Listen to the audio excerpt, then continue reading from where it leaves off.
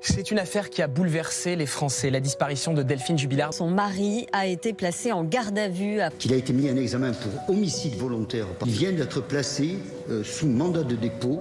C'était un jour décisif aux assises du Tarn, la fin de l'interrogatoire de Cédric Jubilard. Cédric Jubilard fait appel de sa condamnation à 30 ans de réclusion criminelle.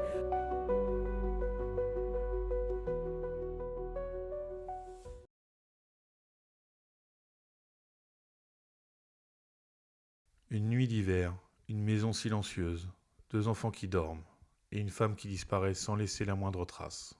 Dans la nuit du 15 au 16 décembre 2020, Delphine Jubilard, jeune femme de 33 ans, mariée et mère de 2 enfants, disparaît mystérieusement à Cagnac-les-Mines dans le Tarn.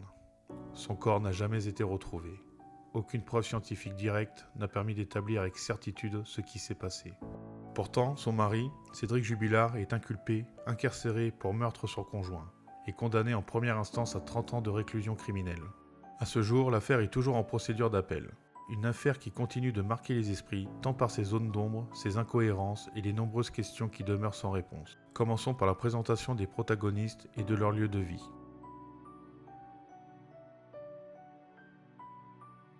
Delphine Jubilard, née aux Aguelles, est infirmière à la clinique Claude Bernard d'Albi. Elle est mère de 2 enfants, un garçon de 6 ans et une petite fille de 18 mois au moment des faits.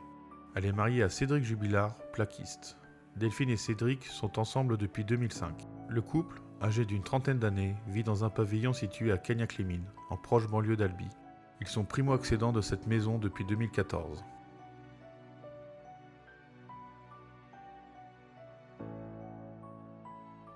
Depuis plusieurs mois, leur union vacille. Les tensions s'accumulent au point d'envisager une séparation. À partir du mois d'avril 2020, Delphine s'inscrit sur des sites de rencontres. Fin juillet, elle noue une relation avec Donajan, originaire de Montauban. Donajan est lui-même en couple avec Cathy et père d'un petit garçon de 3 ans.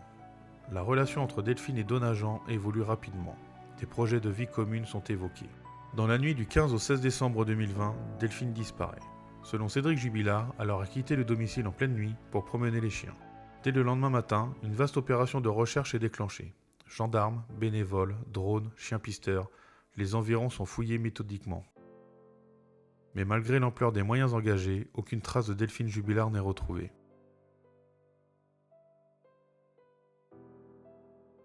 Face à l'absence de pistes extérieures crédibles, l'enquête se recentre progressivement sur le cercle familial.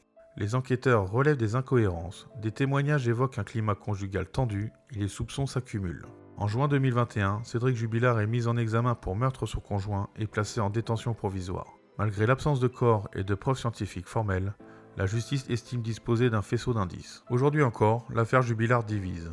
Entre conviction judiciaire et doutes persistants, une chose demeure. Delphine Jubilard n'a jamais été retrouvée. Cette affaire, marquée par ses zones d'ombre et ses incohérences, continue de susciter interrogations et débats. Dans les capsules à venir, vous découvrirez un récapitulatif précis des faits tirés du procès, jour après jour, heure après heure. Un autre format vous proposera des discussions et analyses objectives afin d'éclairer les éléments complémentaires nécessaires à la compréhension du déroulé de cette affaire. Car tant que la vérité ne sera pas pleinement établie, la nuit du 16 décembre 2020 continuera de hanter les consciences.